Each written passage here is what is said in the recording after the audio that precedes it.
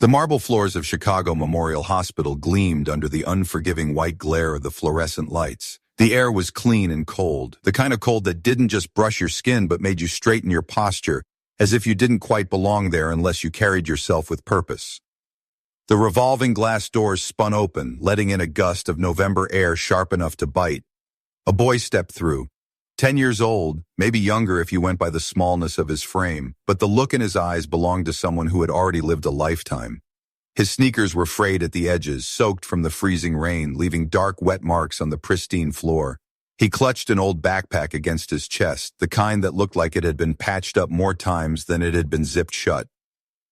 The boy didn't run. He didn't hurry. He simply stopped in the middle of the lobby, scanning the space like someone searching for a very specific face in a sea of strangers. He looked out of place here, an uninvited shadow in a palace of polished steel and glass, but there was a quiet certainty in the way he stood. "Security!" The voice cracked through the air like a whip. Heads turned. Conversations stopped. Dr. Benjamin Harrison stepped into view from the east corridor, his white coat immaculate, his hair perfectly in place, and his expression one of pure distaste. At 45, he had the presence of a man used to being obeyed instantly, his gaze fixed on the boy like he was a contaminant on a sterile surface. "Get this kid out of here before he touches something," Harrison barked, pointing a manicured finger toward the boy. The uniformed guards at the far side of the lobby began to move. Their steps echoed loud against the marble as they closed the distance. But the boy didn't flinch. He didn't even glance at them. His eyes, dark, steady, and far too old for his face, were locked on something else entirely. From the west hallway, a wheelchair rolled into view. Pushed by a tall man in a crisp navy suit, the girl in the chair sat upright, her hair the color of soft gold, her eyes wide and curious. She couldn't have been more than 7. The boy's gaze softened when it landed on her, and then, as if the hospital itself was holding its breath, he spoke.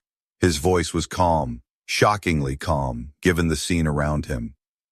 "I just want to help the girl in the wheelchair," he said, his words slicing through the tension like a quiet blade. "I know how to make her walk." Gasps flickered through the air. The girl in the chair blinked, her eyes locking with his. Something passed between them in that instant, something invisible but unmistakable. She reached out her small hand toward him. Her father, Dr. Michael Foster, gripped the wheelchair handles tighter. "Emma, no," he murmured, starting to pull her back. But Emma didn't stop. She didn't hesitate. And then in a voice raspy with disuse but clear enough to silence the entire lobby, she said one word. "Friend." For the first time in years, it wasn't the hum of machines or the shuffle of nurses' shoes that filled the space. It was the sound of possibility. And it terrified Dr. Harrison. Because the boy was still looking at him, unblinking, as if he could see straight through the layers of prestige and authority, down to something Harrison had buried deep and long ago. What came next would make the man's stomach tighten and his palms sweat. The boy stepped forward just once, enough for his voice to carry without raising it. "I know exactly why she never got better," he said, each word deliberate, as if chiseling them into stone. "And I know you know too." The guards reached him, their hands ready to escort him out. But in the split second before they touched, Dr. Harrison felt something he had not felt in years, a flicker of fear, not of the boy himself, but of the truth in his eyes. Emma Foster's world had been measured in the quiet hum of machines, the muted clink of metal therapy equipment, and the endless, exhausting repetition of exercises that led nowhere. 7 years old, with a mind as bright as the summer sun and a body that refused to obey her, she had learned early what disappointment felt like. Every session began with hope, small, stubborn hope, and ended with the familiar sting of failure. The therapists were kind, the nurses softer still, but they spoke to her like porcelain, fragile, breakable, meant to be admired but never tested. Her father, Dr. Michael Foster, was her anchor, chief surgeon of Chicago Memorial Hospital, a man whose name carried weight in every hallway. He had built his life around saving others. But when it came to his own daughter, he carried a different kind of burden. He had believed Dr. Harrison from the very beginning that Emma's condition, severe cerebral palsy, was permanent, that no matter what they tried, her legs would never carry her. He told himself it was better to face reality than to chase false hope. But each time he looked into Emma's eyes, he wondered if reality was simply an easier name for surrender. Her days followed a pattern. Morning checkups, therapy sessions, the occasional outing to the hospital garden where she would watch the wind dance with the leaves, always from her chair. But that day, the pattern cracked. She had just returned from the therapy room when she saw him, a boy she'd never met standing in the middle of the lobby like he belonged there, though his clothes were worn and damp from the rain. His sneakers squished slightly against the marble floor. But it wasn't his clothes that caught her attention. It was the way he looked at her. Not with pity, not with polite curiosity, with recognition. She didn't know what he recognized, how could she? But in that moment something inside her stirred. It was as if he had reached into the quiet place she kept locked away and tapped gently on the door. Her father's voice was somewhere behind her, tense, urging her forward. She barely heard it. She leaned forward in her chair, her small fingers stretching into the air between them as if the space itself could pull him closer. And then she heard her own voice, not in her head, not as a thought she wished she could speak, but aloud. Friend. The word startled her as much as it startled everyone else. She hadn't spoken that clearly in 2 years, not since the last therapy attempt that had left her exhausted and silent for months. The boy's lips curved into the faintest smile, not of triumph, but of understanding. Her father froze behind her. She could feel his hands tighten on the wheelchair grips. She could almost hear the questions in his mind, the disbelief. The boy said he could make her walk. Emma didn't know if that was true, but for the first time in a long time, she wanted to believe someone. And belief, she realized, felt a lot like standing on the edge of something she couldn't yet see, but desperately wanted to step into. Even if her legs had never taken a step in her life. The echo of that single word, friend, hung in the lobby like the final note of a song no one had heard in years. It seemed to ripple outward, touching everyone within earshot. Nurses paused mid-step, receptionists froze with phones still in their hands, and Dr. Michael Foster's grip on his daughter's wheelchair handles went rigid. Jerome didn't move. He stood there in his rain-darkened clothes, a boy who looked like he should be shivering from the cold but instead radiated a strange, unshakable calm. His eyes stayed on Emma, and it was as if there were no one else in the room. Dr. Harrison broke the silence with a voice sharp enough to cut glass. Security, I said remove him. The guards closed in, heavy shoes clicking against the marble, but Jerome didn't look at them. His focus never wavered. Hi, princess, he said softly, his tone so different from Harrison's that the contrast was jarring. Do you want to learn how to dance?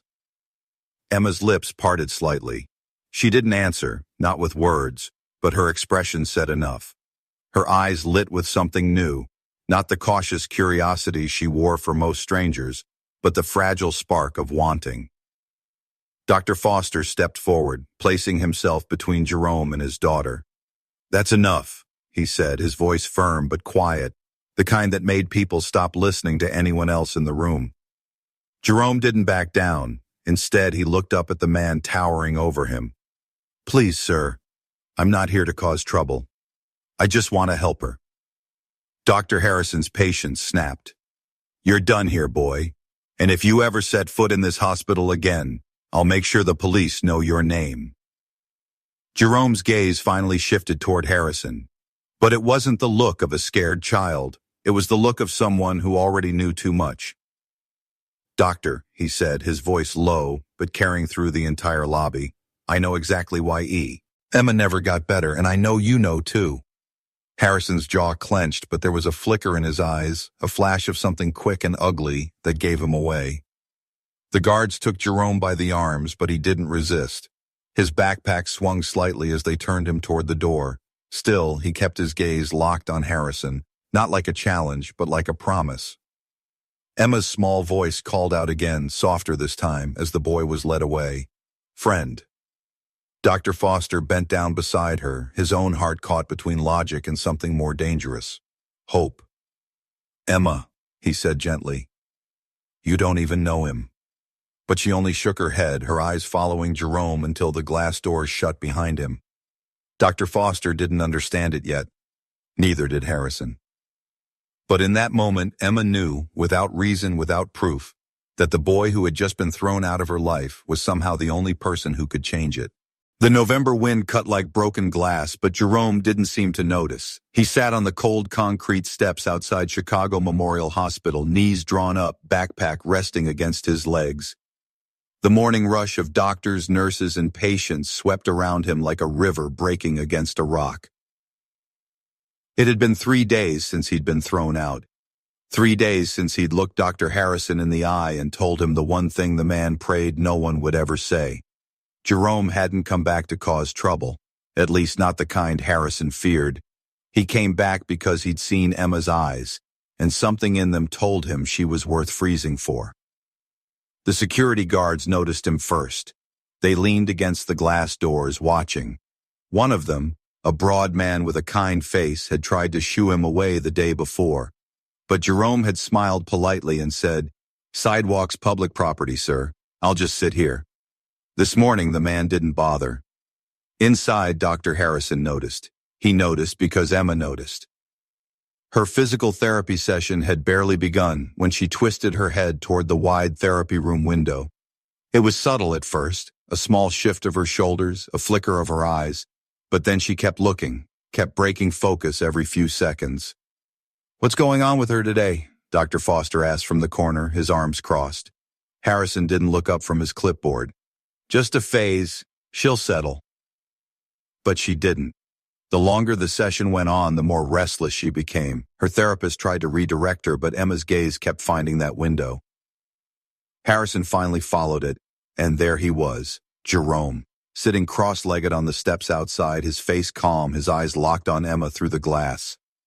Harrison's stomach tightened.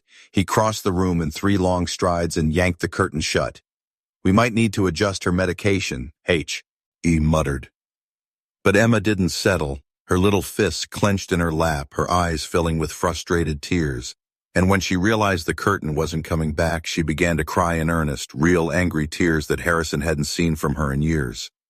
Later that afternoon, Harrison spotted him again, this time in the parking lot talking to Janet, one of the hospital's most senior nurses. Her body language was open, even engaged, and she was smiling in a way that made Harrison's chest burn. "Janet," he snapped as he approached, "you were told not to speak to this child." "I'm sorry, doctor," Janet said, "but he was telling me about some of the techniques his grandmother used with special needs kids. It's fascinating, actually." Harrison turned on Jerome. "Fascinating? He's an uneducated street kid. He knows nothing." Jerome didn't blink. "My grandmother was Lily Williams," he said evenly. "She worked here for 30 years in the pediatric neurology department. Maybe you remember her." Harrison froze. The name hit like a crack in his polished armor. Of course he remembered Lily. Everybody did. And that was the moment he realized the boy outside the glass doors wasn't going away. He was waiting, and he was watching. The low, golden light of late afternoon stretched long shadows across the hospital parking lot, casting the rows of cars in a kind of quiet stillness. But for Dr. Harrison, there was nothing still about the moment. His pulse was in his ears, a steady thud that seemed to drown out everything else. Lily Williams. The name had weight, more than he wanted to admit. She had been one of the most respected nurses the pediatric neurology department had ever known. Not because she followed rules, but because she broke them in all the right ways. She had an uncanny ability to connect with children the rest of the staff had labeled impossible. Parents clung to her like she was their last lifeline, and most of the time, she was. And now, standing in front of him, was a boy claiming to be her grandson. "That's not possible," Harrison muttered, the words catching slightly in his throat. "She retired 15 years ago. She raised me after my parents died," Jerome interrupted, his voice even, unshaken. "She taught me everything she knew about how children's brains work, how to see them, not just their charts, not just their symptoms, but them, especially the ones like Emma." Janet's eyes darted between the two, sensing a current in the air that didn't belong to casual conversation. "Dr. Harrison, if he really is Lily's grandson, Enough! Harrison cut her off, his voice suddenly sharp, though the edge was hiding something more fragile. Fear. I don't care who he says he is. Children don't treat patients in this hospital. Jerome stepped forward. Just one small step, but it was enough to make Harrison shift back ever so slightly, an instinct he immediately regretted showing. The boy's gaze was steady, his voice carrying a quiet strength that didn't belong to his age. I know you're lying to Dr. Foster about Emma's progress, Jerome said. I know you know exactly what's wrong with her, and I know you've been hiding it because you don't want to admit you misdiagnosed her 3 years ago. The words landed like a blow to the ribs. Harrison felt his face heat, his stomach clench, but he forced himself to scoff. You don't know what you're talking about. But Jerome didn't stop. She doesn't have severe cerebral palsy. She has a neuromotor disconnection syndrome, a treatable condition. My grandmother taught me to recognize it. You missed it. Or maybe you saw it and ignored it. A cold bead of sweat slid down Harrison's spine. That mistake, the one he'd buried under careful reports and selective test results, was not something anyone should have been able to see. And yet, here it was, being laid bare in a parking lot by a boy who looked like he'd walked straight out of a storm. Janet's breath caught. She had worked alongside Harrison for years, trusted him, respected him. Now she was staring at him like she was seeing him for the first time. If you don't leave right now, Harrison said, his voice low but trembling at the edges, I'll call the police. Jerome smiled then. Not the smile of a child, but the quiet, knowing curve of someone who had already decided he could wait as long as it took. You can call them, he said softly, but I'll be here every day. And every day, I'll remind you there's a girl inside who could be running and playing if you had the courage to do the right thing. Then he turned and walked away, the evening wind tugging at his rain-stained hoodie.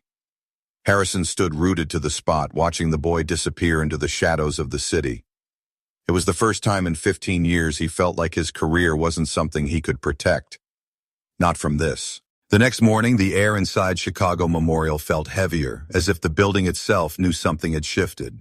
Dr. Harrison's shoes clicked against the polished floor with their usual authority, but the sound didn't calm him the way it usually did. He'd spent most of the night replaying the boy's words, trying to convince himself they were nothing more than the fantasies of a troubled child. But no matter how many times he repeated that lie to himself, he kept seeing Lily Williams' face, those sharp, watchful eyes that seemed to see through walls. If the boy truly was her grandson, then maybe he'd inherited her cursed ability to spot the truth hiding in plain sight. By the time Harrison reached the neurology wing, he had already decided what needed to be done. The boy had to be removed from the picture, completely. He called an emergency meeting with the pediatric neurology team. They gathered in the conference room, the long oval table gleaming under recessed lights. Harrison stood at the head, his posture rigid, his voice clipped. Colleagues, he began, we have a situation. An unaccompanied child has been hanging around the hospital, disrupting our routine and unbelievably attempting to interfere with patient care. Dr. Rebecca Chun, a newcomer from Boston with a reputation for asking uncomfortable questions, leaned forward. What kind of interference? Harrison adjusted his glasses. The boy claims to have medical knowledge inherited from a supposed grandmother who worked here decades ago. It's obviously childhood fantasy, but he's distracting staff and patients. Across the table, Janet shifted in her seat. Doctor, I checked the hospital records. Lily Williams did work here for 30 years, and according to public records, she had a grandson named Jerome, orphaned last year. The air thickened. Harrison felt sweat starting to bead at his hairline. Besides, that doesn't change the fact that he is not authorized to be anywhere near patients. Dr. Chun cut in. I'd like to meet him. Harrison blinked. Excuse me? If he really is Lily's grandson, that changes things, Chun said evenly.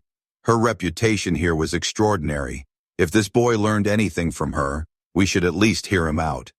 No, Harrison snapped louder than he intended. We're not entertaining fairy tales from a child who lives on the streets. But later that day, when Dr. Chun found Jerome sitting on the steps outside, she didn't walk past him. She sat beside him. You must be Jerome, she said. I'm Dr. Chun. I knew your grandmother.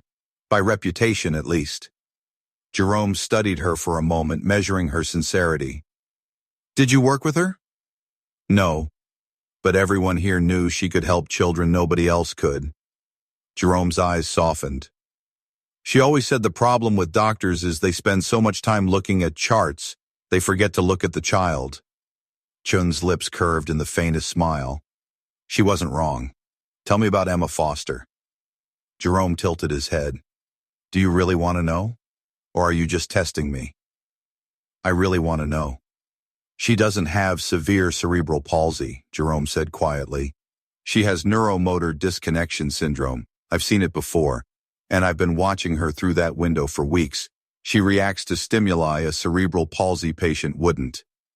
Dr. Chun felt a chill. If he was right, Emma had been receiving the wrong treatment for years. And that was the moment Harrison appeared at the hospital entrance, his face hardening when he saw them talking. What do you think you're doing? He demanded, his voice echoing against the glass. Talking to a very perceptive young man, Chun replied calmly. Jerome, I think you should meet Dr. Foster. He needs to hear your observations. Harrison's blood went cold. If this boy spoke to Foster, there'd be no undoing the damage. And for the first time, he felt the uneasy certainty that his perfectly crafted wall of lies had just been cracked. The wind picked up, tugging at the glass doors behind Dr. Harrison as if even the building wanted to draw him inside, away from this dangerous conversation. But he stood frozen, his eyes darting between Dr. Chun and Jerome like a man watching a lit match drift toward a pool of gasoline. This is absolutely unacceptable, Harrison said, his voice sharper than he intended.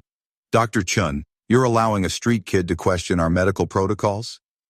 Chun didn't flinch. A child who demonstrates exceptional observational skills, inherited from one of the most respected professionals this hospital has ever known, she countered, her tone level but edged with steel. Jerome stood up slowly. His small frame didn't take up much space, but his presence somehow made the air feel tighter. His gaze locked on Harrison, and the words he spoke were quiet, yet heavy enough to land like stones. You're afraid of what I'm going to tell Dr. Foster, aren't you? Harrison's mouth opened, but nothing came out. He blinked hard, forcing his voice to steady. I'm not afraid of anything a child can say. Jerome took a step closer. Then let me show him what I know about Emma. If I'm wrong, you can kick me out of here forever. Dr. Chun glanced at Harrison. If the boy's wrong, it will only confirm our current methods, she said. What's the harm in letting him try? Harrison's mind raced. If he refused, Chun's suspicion would grow, and she wasn't the type to let go of something once she had her teeth in it. But if he agreed, Jerome might expose him in front of Foster himself. Either way, it was a trap, one the boy had somehow maneuvered him into. He adjusted his glasses, a nervous tic he tried to disguise as an afterthought. All right, he said finally, but when this little charade fails, I expect immediate action taken to keep him off hospital grounds. Jerome's lips curved into that unsettling smile again. Too calm for a child, too knowing for anyone his age. Perfect, Dr. Harrison. I think you're going to be very surprised by what we discover.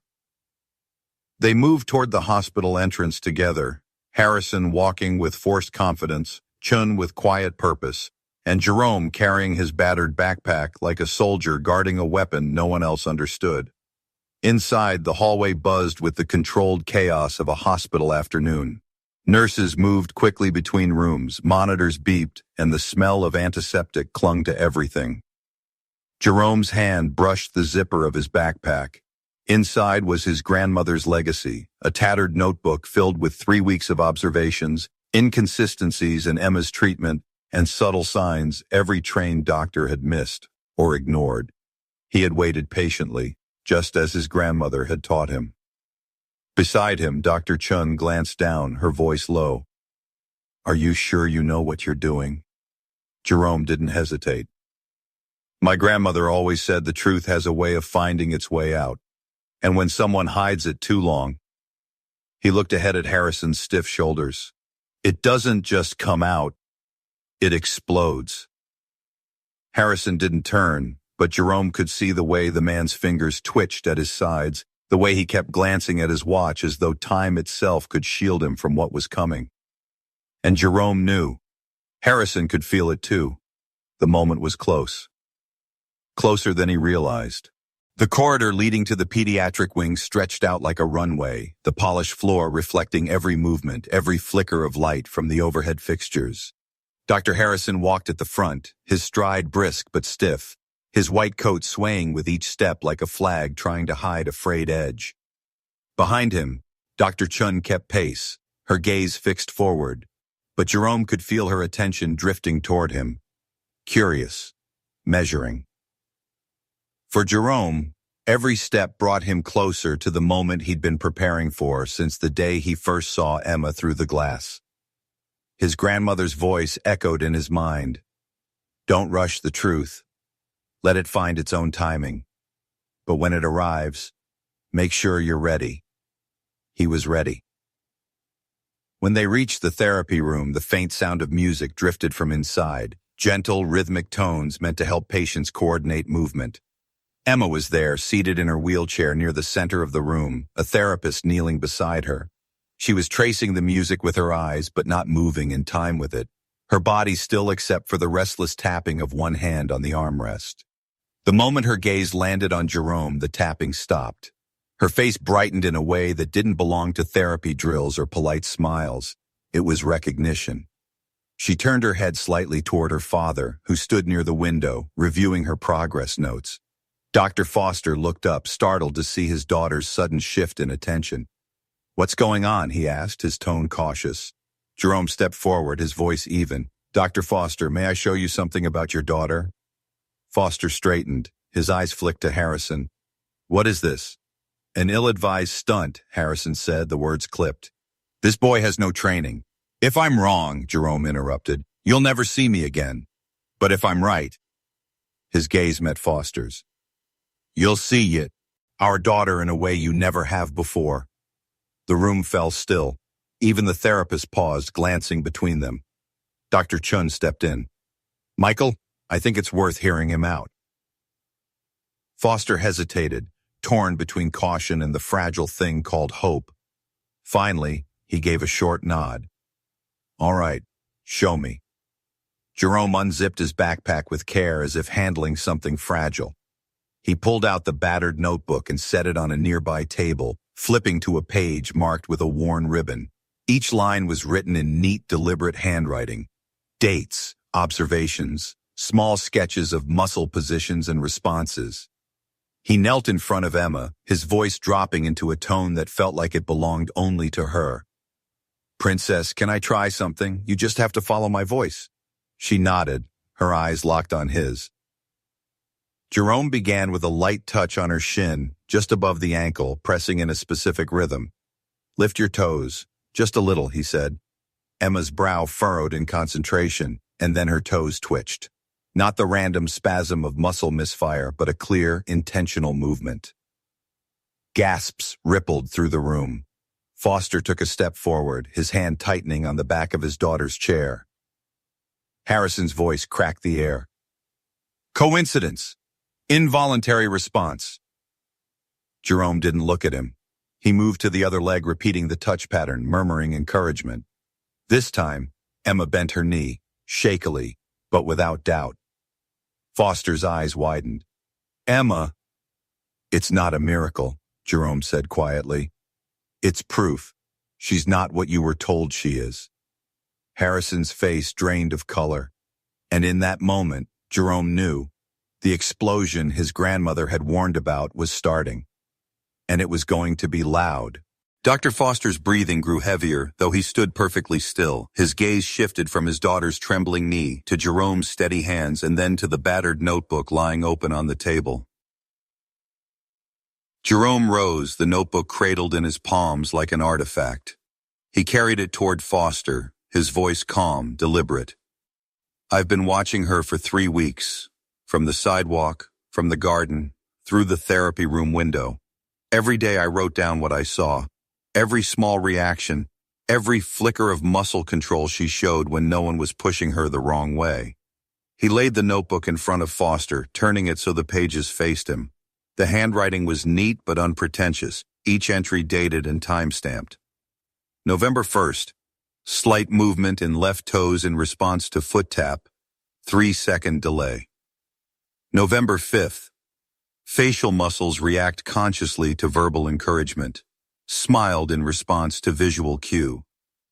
November 10th.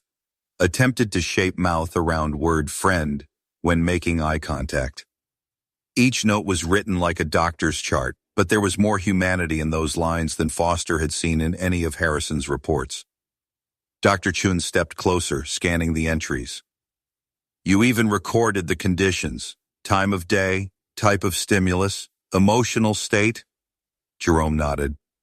My grandmother always said, if you don't write down what you see, someone else will write it wrong. Foster's jaw clenched as he turned another page, where Jerome had sketched a small diagram of the brain's motor cortex with arrows and notes in the margins. You're telling me she responds to targeted neuromotor stimulation. I'm telling you, Jerome said, that she doesn't have severe cerebral palsy. She has neuromotor disconnection syndrome, and you can help her walk if you stop treating her for the wrong thing. The words landed like a hammer. Foster's throat worked, but before he could speak, Harrison cut in, his voice laced with controlled fury. This is absurd. A child's doodles and street-learned theories do not replace a certified diagnosis. You're being manipulated, Michael. Jerome turned his gaze to Harrison, not with anger, but with a quiet finality that was somehow sharper. Do you want me to tell him about the MRI from March 15, 2020, the one that came back with normal brain structures? Or the neurological tests you filed away because they didn't fit your diagnosis? The silence that followed was suffocating. Foster's eyes snapped to Harrison. Is that true? Harrison shifted, adjusting his glasses. There was uncertainty in the early days. Uncertainty. Foster's voice cracked like a whip. You told me she would never walk. You told me to accept it. And you had evidence suggesting otherwise? Harrison's mouth opened, but no sound came. Jerome didn't wait for him to find the words.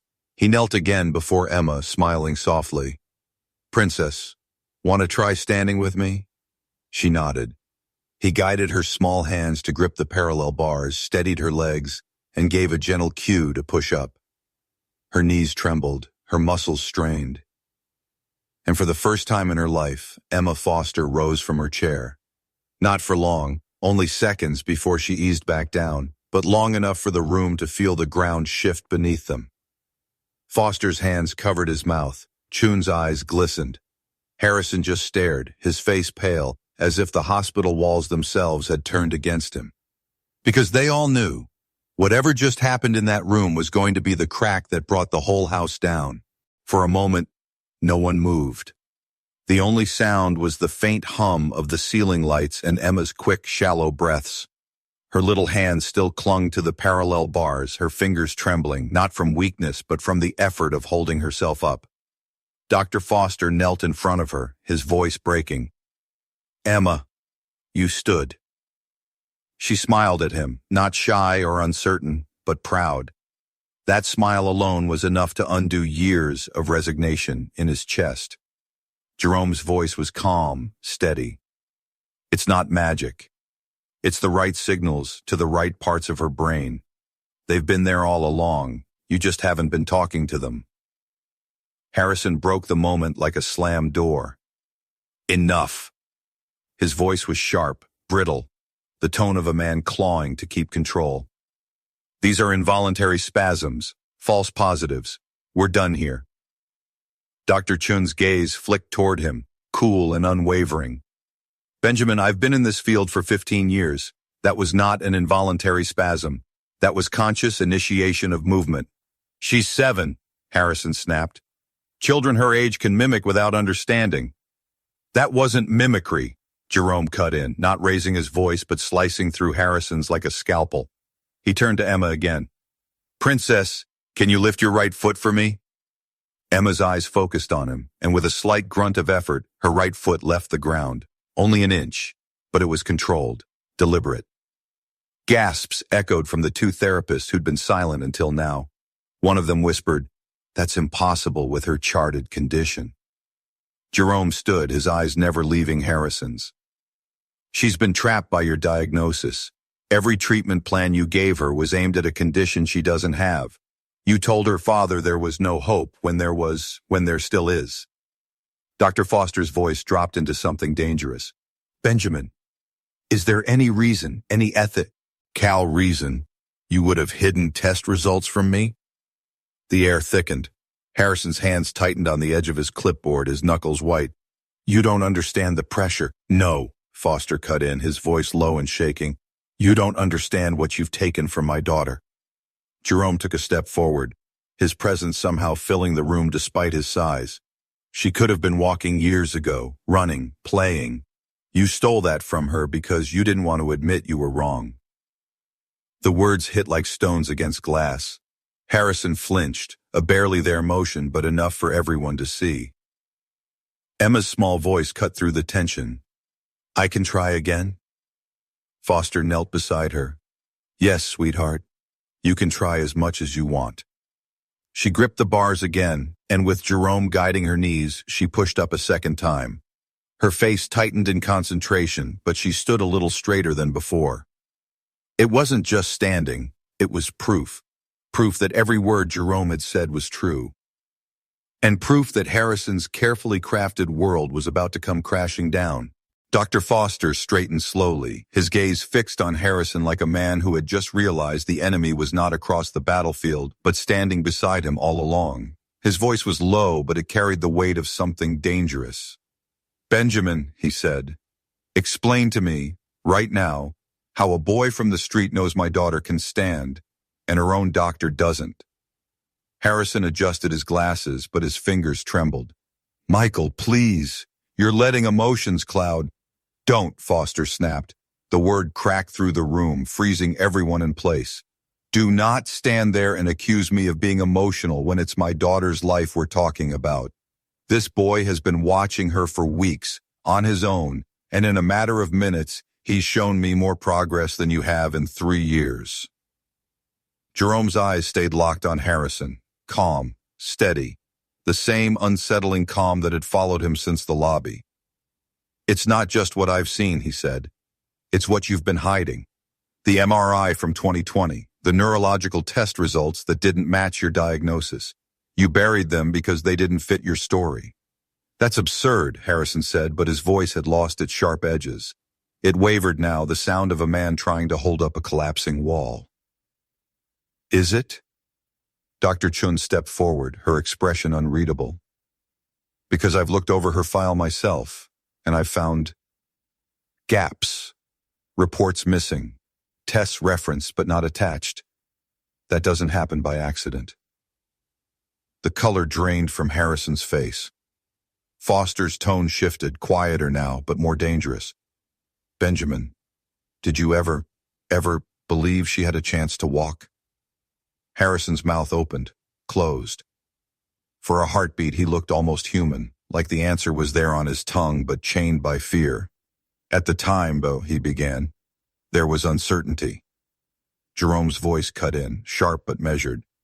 Uncertainty isn't the same as a death sentence. You didn't tell him the truth because the truth would have meant you were wrong. And people like you... He stepped closer, his voice dropping to something almost cold. Don't admit they're wrong. Not until someone forces you to. Harrison tried to speak, but the words faltered under the weight of the silence in the room. Emma, still holding on to the bars, looked up at her father. Daddy, am I going to walk now? Foster knelt beside her, his eyes wet. Yes, baby, you are. His hand covered hers on the bar, steadying her. We're going to make sure you do. Jerome stepped back, letting father and daughter have the moment, but his eyes never left Harrison. The look wasn't triumphant.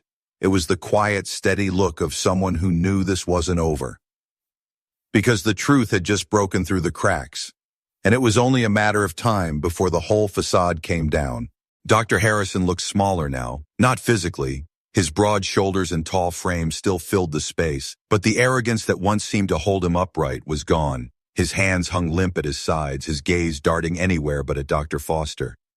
Foster straightened, placing himself between Harrison and his daughter like a barrier that could no longer be breached. His voice was steady, controlled, but the fury underneath was impossible to miss. You're done here, Benjamin, effective immediately. Harrison's head jerked up. Michael. No. Foster's tone was final. You've stolen 3 years of her development. 3 years she could have been learning to walk, to run, to live. You lied to me. You lied to her. And for what? To protect your reputation? Harrison opened his mouth again, but Foster cut him off with a single sharp motion of his hand. Security will escort you out.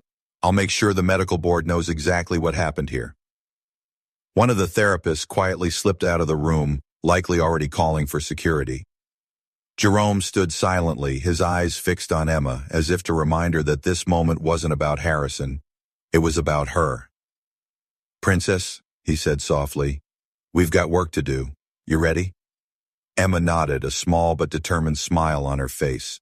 Dr. Chun stepped closer to Jerome, her voice low enough for only him to hear.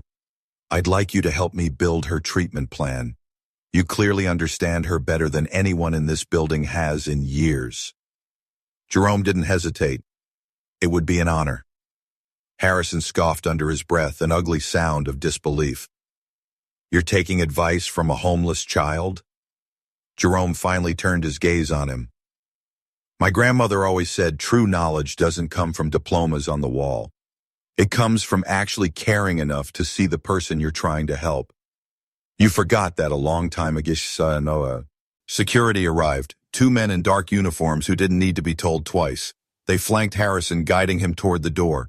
For the first time since Jerome had met him, the man didn't fight. Foster didn't watch him leave. His attention stayed on Emma.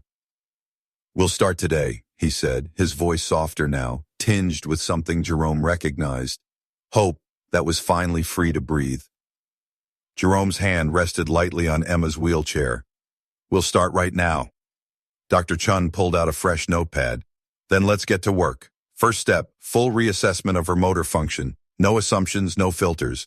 We build everything from the ground up. Emma looked between them, her smile growing. For the first time in her life, the people around her weren't talking about limits. They were talking about beginnings. And as Harrison's figure disappeared down the hall, escorted and defeated, Jerome knew this was more than a victory. This was the first real step. For Emma, and for the truth. The days that followed felt different, not just for Emma, but for the entire pediatric wing. Gone was the stagnant routine of repetitive exercises that led nowhere. In its place, Dr. Chun and Jerome built a program that didn't just treat Emma as a patient. They treated her as a person with a future.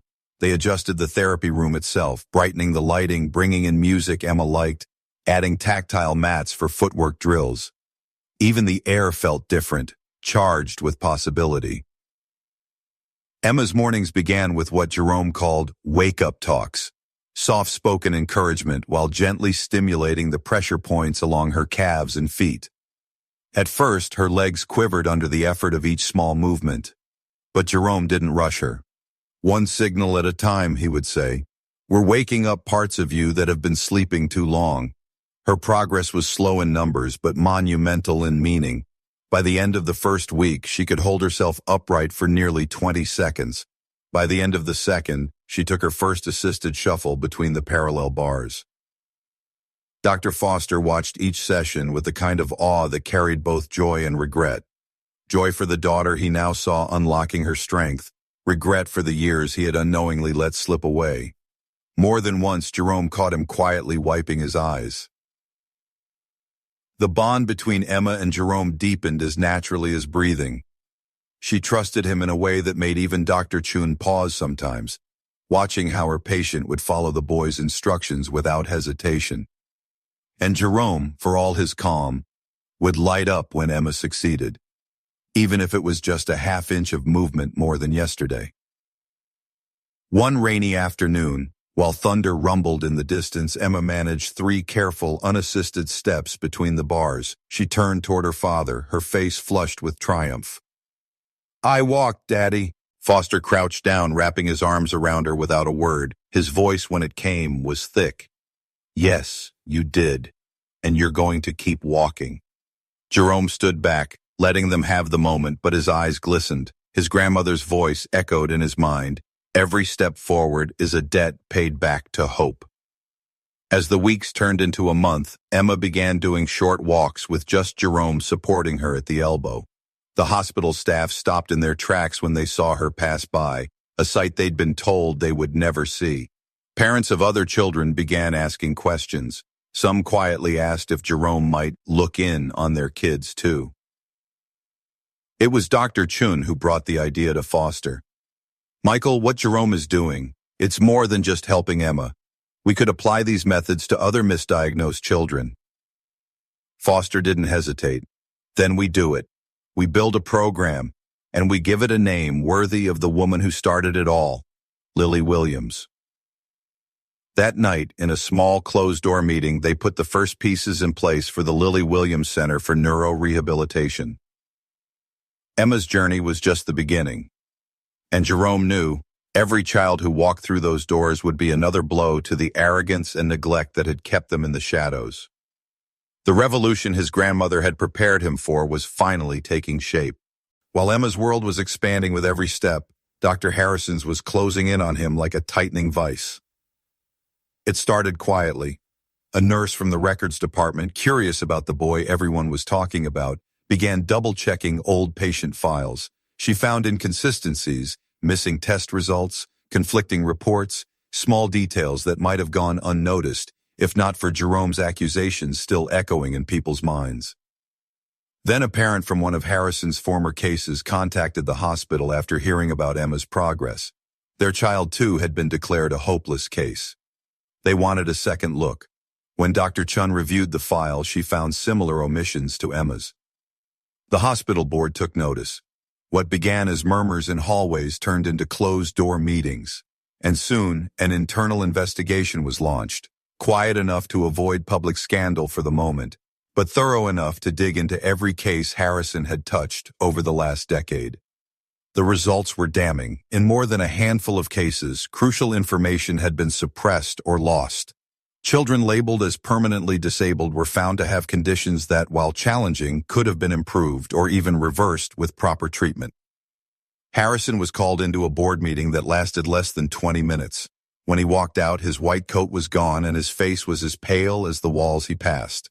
The official announcement was curt. Dr. Benjamin Harrison has resigned for personal reasons. But everyone in the hospital knew the truth. News traveled fast in medical circles. By the time the state medical board reviewed the evidence, Harrison's license was suspended pending a full hearing. Within months, it was revoked entirely.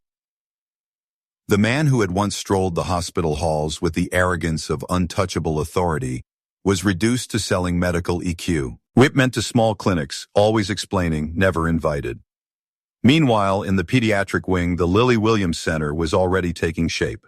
Foster and Chun had secured a dedicated space, bright rooms with large windows, walls painted in warm colors, and racks of equipment designed for specialized neurorehabilitation exercises. Jerome, still only 10, was officially named a consultant. Some people scoffed at the title, until they saw the results. Children who had been told to accept a life in wheelchairs were beginning to take their first uncertain steps.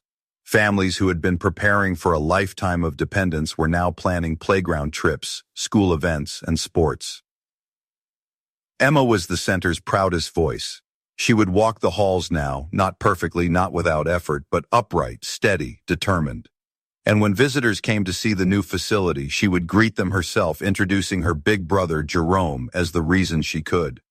The contrast couldn't have been sharper. One man's fall, another boy's rise. And for Jerome, it was never about revenge. It was about proving that arrogance could be dismantled, that truth could outlast a lie, and that sometimes the smallest hands could carry the heaviest change.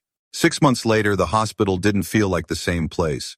The once sterile halls of the pediatric wing now pulsed with laughter, footsteps, and the hum of possibility. Where there had once been quiet resignation, there was now a chorus of voices. Children calling out to therapists, parents clapping for victories they never thought they'd see. The Lily Williams Center for Neurorehabilitation had become the heart of it all. The walls were painted in warm yellows and soft blues, splashed with murals of children running through meadows and climbing trees.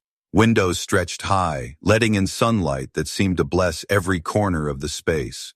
In the main therapy room, parallel bars stood beside colorful mats, balance beams, and stations for tactile stimulation exercises. Emma darted between them. Yes, darted. She still wobbled on certain turns, but her legs carried her quickly and with pride. Her laugh, once rare and fragile, was now bright and confident. She wore sneakers that lit up with each step, and every time they flashed, Jerome's face lit up right along with them. Jerome had settled into his role as the youngest consultant in the hospital's history. He didn't wear a lab coat, didn't carry a stethoscope, but everyone knew who to find when progress stalled. His battered notebook had been joined by a newer one, this one provided by the hospital, but the handwriting inside was the same deliberate style, filled with dates, diagrams, and little notes of encouragement for each child. Dr. Chun was his closest partner, and together they blended her clinical expertise with his instinctive, inherited knowledge. She often said to visiting specialists, "He sees what the textbooks don't teach, and I'd be a fool not to listen." Word had spread far beyond Chicago. Families were traveling from other states, sometimes driving through the night, to see if their child might be one of those cases wrongly given up on. The waiting list grew so quickly that Foster expanded the center's hours, hiring more therapists and assigning a team to document the methods so they could be taught nationwide. Through it all, Emma became the center's unofficial ambassador. She would greet every new child, often sitting beside them on their first day, telling them, "I know it's scary, but it's possible, I promise." When a little boy named Alex took his first steps after years in a chair, she was the first to hug him. The media began to take notice.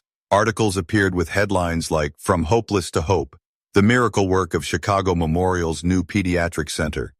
Photos of Jerome and Emma smiling side by side became the face of the program. In quieter moments, Foster would stand in the doorway and watch them. Jerome with his sleeves rolled up, kneeling beside a child, and Emma demonstrating an exercise she had mastered. The guilt of lost years still lived in him, but now it was matched by pride.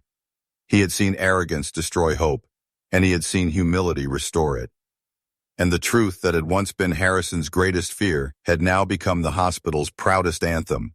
The right person with the right heart can change everything. The winter sun spilled through the high windows of the Lily Williams Center, bathing the polished floor in a soft glow. It was quieter than usual this morning. Most of the children were still in school, but the air carried a sense of expectancy, like the pause before a curtain lifts. Jerome sat at the main desk, flipping through his newest notebook. The pages were already filling with names, dates, and progress notes, each line a small story of a child refusing to be defined by a diagnosis. He paused when he reached Emma's latest entry. Walked across therapy room without assistance. 10 steps, no stumble, eyes shining the whole way. Dr. Chun entered carrying a weathered leather-bound journal.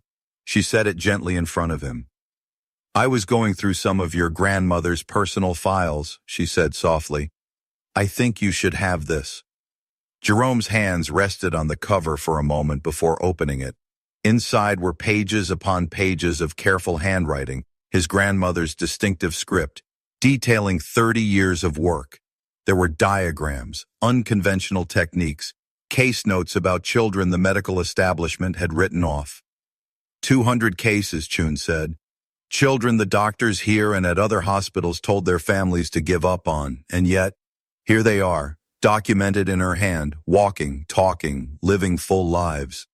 She wasn't just ahead of her time, she was working in a way most people still don't understand.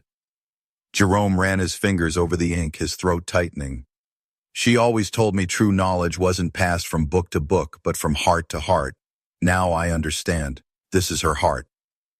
Foster appeared in the doorway, Emma skipping in beside him, her sneakers lighting up with each step.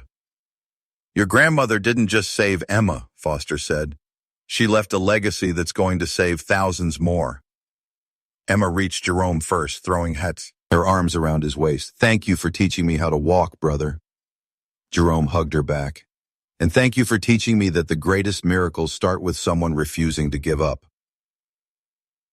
3 years later, the Lily Williams Center was a national leader in pediatric neurorehabilitation. Jerome, now 13, was enrolled in a special program for gifted students in medicine, but he never stopped working at the center. Emma, now 11, talked openly about becoming a pediatrician so she could help kids like her. Dr. Harrison's name was only spoken now as a cautionary tale. His license was gone, his reputation shattered, his arrogance replaced by a bitterness that no amount of apology could erase.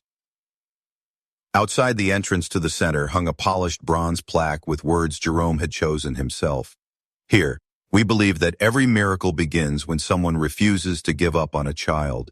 Parents who walked through the doors would pause to read it, some with tears in their eyes, before stepping inside.